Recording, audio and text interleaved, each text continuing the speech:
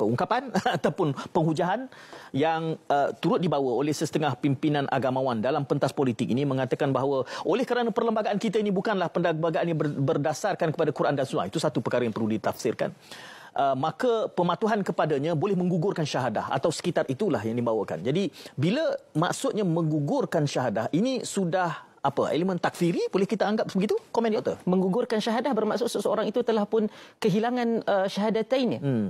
Dan ini memang jelas kalau disebutkan dengan perkataan macam itu, sama ada ia membawa, berbau ataupun memang ialah satu Tapi takfir. Ini diterbitkan di dalam buku, maka kita sudah ada bukti kalau ingin melakukan laporan polis bahawa ini satu percanggahan dengan undang-undang yang ada. Benar. Tapi mereka katakan bahawa ini undang-undang dunia, bukan undang-undang akhirat pula. Doktor, macam mana menjelaskan ada sebahagian negeri mengenactmentkan tentang takfiri, tidak silap saya di Pulau Pinang. Yang itu boleh diambil.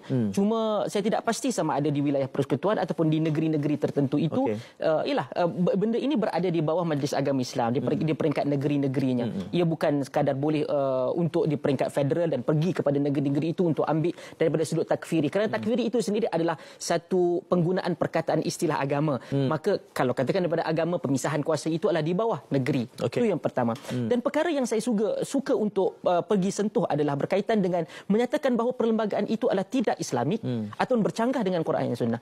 Ayat ini saya begitu lama mendengarnya. Namun tidak ada satu pun di kalangan mereka berani untuk mencerakinkan, kalau ingin menggunakan perkataan itu, di manakah watak ataupun di manakah part-part ataupun perkara-perkara dalam perlembagaan itu yang menyatakan, yang boleh dibuktikan secara sarih dan sahih, secara jelas dan juga sahih bahawa ini memang bertepatan dengan, ini memang bercanggahan dan memang ingin berlawan dengan Al-Quran maupun Sunnah.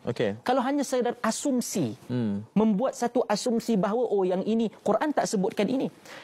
Ketika Ibn Qayyim Al-Jauziyah menyebutkan terhadap isu politik Islam, beliau menyatakan boleh jadi apa sahaja yang mungkin. Ibn Qayyim menakalkan perkataan Ibn Aqil ketika membawa perbahasan perkataan Al-Imam Syafi'i. Politik itu perlulah selari dengan Al-Quran dan Sunnah. Maksudnya politik tidak boleh bercanggah dengan Al-Quran Sunnah pertama, dan juga apa-apa perkara yang mungkin tak disebutkan dalam Al-Quran maupun As-Sunnah itu, tetapi memenuhi maksud yang ingin dibawa oleh Al-Quran dan juga As-Sunnah.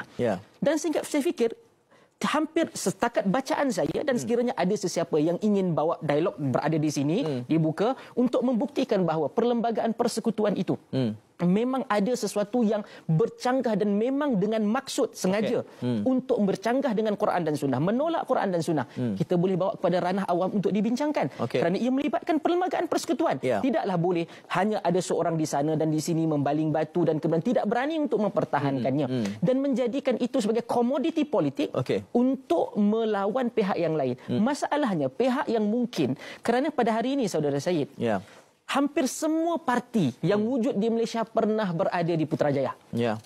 Kalau dahulu ada parti yang menyatakan kami tak diberikan kuasa. Sekiranya ada pihak yang mendakwa itu pernah berada di Putrajaya, kenapa tidak membuktikan ataupun tidak berusaha untuk merubah, untuk meminda hal-hal tersebut, ataupun bercakap di atas pentas kerajaan. Mungkin dia akan kata kepada saya, kami tak ada tutut, macam mana kami nak buat pindaan.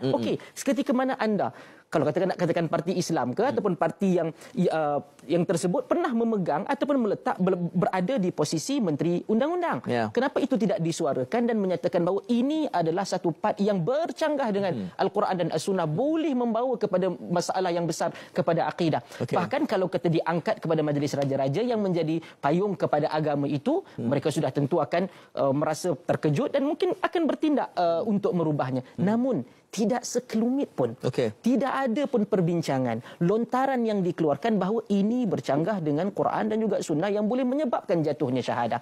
Maka akhir sekali, sebab itu hal ini perlulah dibawa ke ranah awam, kepada perbincangan umum bahawa janganlah rakyat Malaysia dengan begitu mudah dipergunakan.